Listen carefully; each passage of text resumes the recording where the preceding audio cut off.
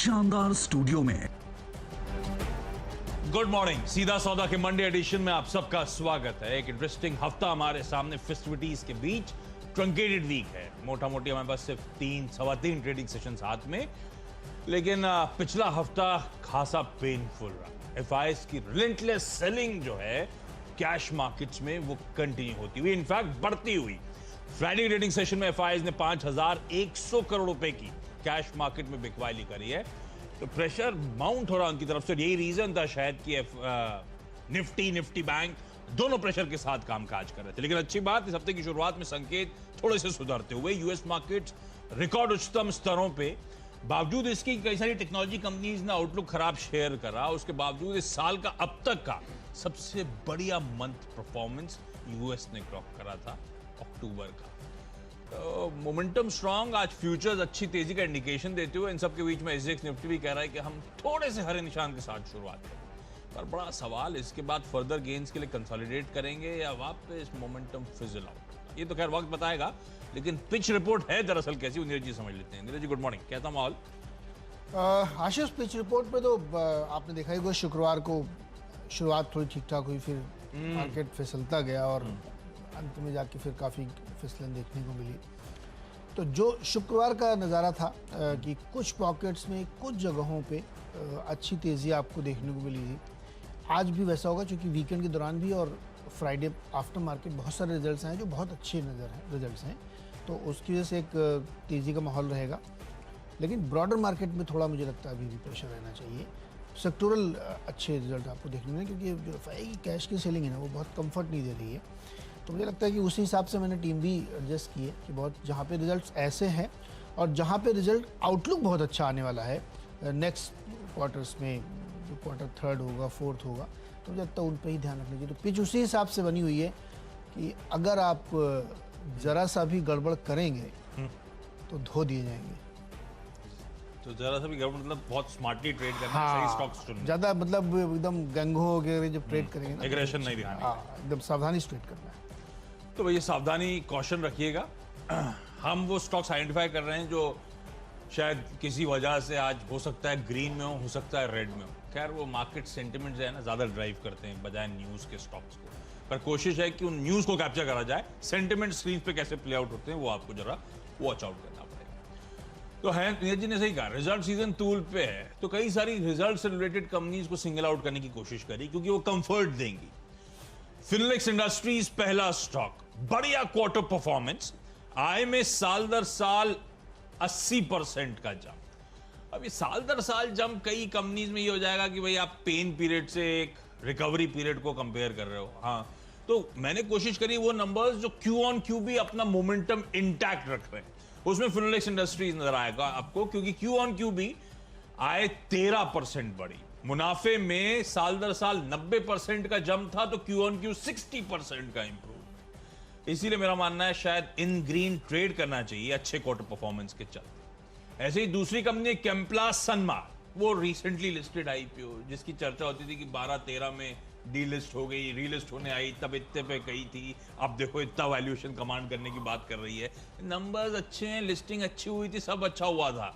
और ये जो Q2 का परफॉर्मेंस है, ये 650 पे चल रहा है स्टॉक, हाँ आपकी स्क्रीन पर 826 के साल के हाईस, तो ऑफ हाईस ट्रेड कर रहा है। लीडिंग केमिकल मैन्युफैक्चरिंग कंपनी, मेरे ख्याल से प्लास्टिक पीवीसी में तो नंबर 1 प्लेयर।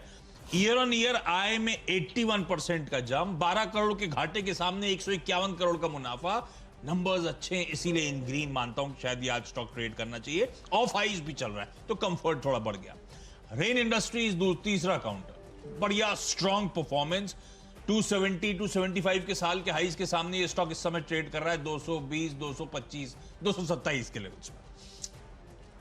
ये दिसंबर एंडिंग कंपनी है, तो इसका तो Q3 का परफॉर्मेंस है, दूसरी तिमाही नहीं लिखेंगे इसको, Q3 का परफॉर्मेंस है। और Q3 का परफॉर्मेंस बढ़िया है। आय में साल दर साल 2500-2600 करोड़ की आय बढ़कर 3800 करोड़ रुपए के ऊपर, क्यू ऑन क्यू भी इंप्रूवमेंट। लाइकवाइज मुनाफा भी साल दर साल देखिए, क्यू ऑन क्यू देखिए, इंप्रूवमेंट दर्ज करा है। 118 करोड़ का बढ़कर 269 करोड़ रुपीस पे मुनाफा पहुंच गया, तो बढ़िया नंबर। तो प्योरली कुछ इंटरेस्टिंग कंपनीज जिन्होंने अच्छा परफॉर्म करके दिया, उन स्टॉक्स पे कर रहा हूं लार्जली फोकस। ये 3 स्टॉक्स पे। अच्छा, 3 आपके भाई हैं, मेरे 4 स्टॉक है ऑयल सेगमेंट के जो एकदम मुझे लगता है कि आज अच्छा ग्रीन में ट्रेड करना चाहिए। इंडियन ऑयल कॉरपोरेशन पहले कंपनी के रिजल्ट आए, आप नतीजे देखेंगे तो आपको अच्छे नहीं लगेंगे क्योंकि ऑपरेटिंग मार्जिन कम हुआ है, ऑपरेशन लेवल पे बहुत अच्छा नहीं है, एबिटा डाउन है 4% का, रेवेन्यू हालांकि 14% इन्होंने बढ़ाया है, 1,35,000 करोड़ लेके आए हैं।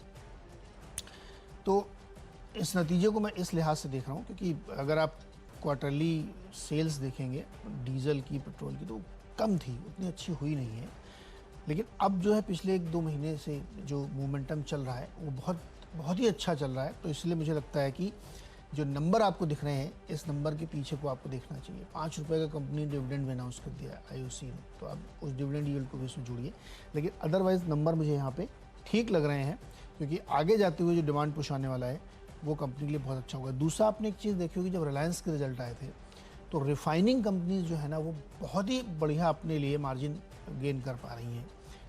एक बैरल क्रूड को जब आप रिफाइन करते हैं तो उसमें से तरह तरह के जो प्रोडक्ट निकल रहे हैं उन सब की कीमत जोड़िए और एक बैरल कीमत जोड़िए, जो डिफरेंस है वो बहुत ज़्यादा बढ़ता हुआ दिख रहा है क्योंकि प्राइस हाई पे है सारी जगहों पे दुनिया भर में। तो इसलिए मुझे लगता है आईओसी है, उसी सेगमेंट की एमआरपीएल है, रिफाइनर है, एचपीसीएल उसको भी डाल लीजिएगा। बीपीसीएल के भी रिजल्ट आ चुके हैं वीकेंड के दौरान तक, तो उन्होंने बहुत अच्छा जीआरएन दिखाया है, जो भी बाजार अनुमान लगा रहा था उससे ज़्यादा $6 की है और 20% प्रॉफिट उन्होंने बढ़ाया है। तो इसीलिए मैंने चारों एक साथ लिए क्योंकि मुझे लगता है कि ये पूरा सेगमेंट आज रडार पे रखना चाहिए आपको। Oil refining companies, retailing companies आज बढ़िया प्रदर्शन दिखाना चाहिए उनको। ये कल रात के हाथ से सेंटीमेंट को इम्पैक्ट नहीं करेंगे? नहीं, ठीक है, तो फिर ग्रीन और है stocks. Steel Authority of India Limited SAIL का काउंटर, बढ़िया परफॉर्मेंस है क्वार्टर का। आय में 50, ये सारे एक्सपेक्टेशन से बेहतर आंकड़े थे। आय 58% जंप करी, 26,000 27,000 करोड़ रुपए पे 25,700 करोड़ की एक्सपेक्टेशंस। मार्जिन में बढ़िया इंप्रूवमेंट है, 26.2% के आसपास मार्जिन पहुंचे। एक्सपेक्टेशंस थी 28.1 की, तो एक्सपेक्टेशन से थोड़ा नीचे हैं, पर उसमें एडजस्टमेंट्स हैं। उसको एडजस्ट करूं तो वो मार्जिन्स भी 29.6% पे आते हैं, जो बाजार उम्मीद से बेहतर आपको देखने को मिलेंगे। 4 रुपए का इंटरिम डिविडेंड दिया, तो सेल के नंबर्स वाकई बड़े स्ट्रांग हैं। इसीलिए मेरा मानना है खरीदारी पर एक बात ध्यान रखिएगा, नंबर्स थोड़ा सा हिस्टोरिकल हो गए क्योंकि हम पिछले क्वार्टर की बात कर रहे हैं। इस समय स्टील साइकिल थोड़ी सी ना वैसी नहीं रही जैसे पहले, थोड़ी वॉबली हो गई है। तो आपने बहुत ट्वीट्स देखे होंगे, सोशल मीडिया पे देखा होगा, सेल के ताबड़तोड़ नंबर अच्छे हैं, कोई इशू नहीं है, पर उतना एग्रेशन के साथ नहीं। इसीलिए मैंने 3 से 4थे पायदान पे रखा है स्टॉक को। खरीदारी करने का मन नो डाउट इन नंबर्स के दम पर, अच्छी रीरेटिंग शायद होती हुई नजर आए, पर थोड़े कॉशन के साथ क्योंकि वो साइकिल को लेकर अभी भी क्लैरिटी नहीं है, स्टील साइकिल को लेकर। अच्छा, 5वां स्टॉक है जीई शिपिंग। 2 रीजंस, बढ़िया Q2 था और बढ़िया भाव है। बढ़िया भाव इसलिए कह रहा हूं क्योंकि 477 वाला स्टॉक करेक्ट होकर 320 पे आ गया, तो बढ़िया भाव है। और उसके बाद Q2 के नंबर्स देखिए, 885 करोड़ की रेवेन्यू, 775 के मुकाबले साल दर साल 770 करोड़ पे क्यू ऑन क्यू, तो दोनों पैमाने पे नंबर्स अच्छे। वैसे ही प्रॉफिटेबिलिटी देखिए, 228 करोड़ का मुनाफा हुआ, पिछले क्वार्टर 38, उससे पिछले साल इसी क्वार्टर में 196। तो सीक्वेंशियली लीजिए, ईयर ऑन लीजिए, नंबर्स अच्छे हैं। छठी कंपनी जो है उसको सीडीएसएल सिर्फ एनएससी में लिस्टेड है, ध्यान रखिएगा। वहां पे जो नंबर्स पोस्ट हुए हैं, नंबर्स अच्छे हैं। 101 करोड़ से बढ़कर आय जो है 165 करोड़ रुपए, मुनाफा जो है 48 करोड़ से बढ़कर 86 करोड़ रुपीस। पिछले क्वार्टर भी 64 करोड़ रुपीस का मुनाफा था। वही सारे नंबर्स जो हमने लिए हैं, साल दर साल क्यू ऑन क्यू दोनों अच्छे ट्रैक्शन हैं, इसीलिए इन सब स्टॉक्स में शायद इन ग्रीन ट्रेड होना चाहिए। ओके, आरपीजी लाइफ नतीजे अच्छे दिख रहे हैं, मुनाफा 41% बढ़ गया है इनका, मार्जिन 19.7 के सामने 23% का आया है, एबिटा लेवल पे 35% की ग्रोथ देखने को मिली है, तो ऑपरेटिंग मुनाफा बढ़िया दिख रहा है मुझे, और रेवेन्यू 16% की ग्रोथ है, तो नंबर ठीक दिख रहे हैं। और देखिए शुक्रवार को स्टॉक वीक भी था, तो मुझे लगता है कि ग्रीन में ट्रेड करना चाहिए। जीएसके फार्मा के नंबर बहुत ही बढ़िया है, 15-16% की रेवेन्यू ग्रोथ दिखाई है और मार्जिन में 4% का सीधे उछाल है, और एबिटा लेवल पे 35% की ग्रोथ देखने को मिली है।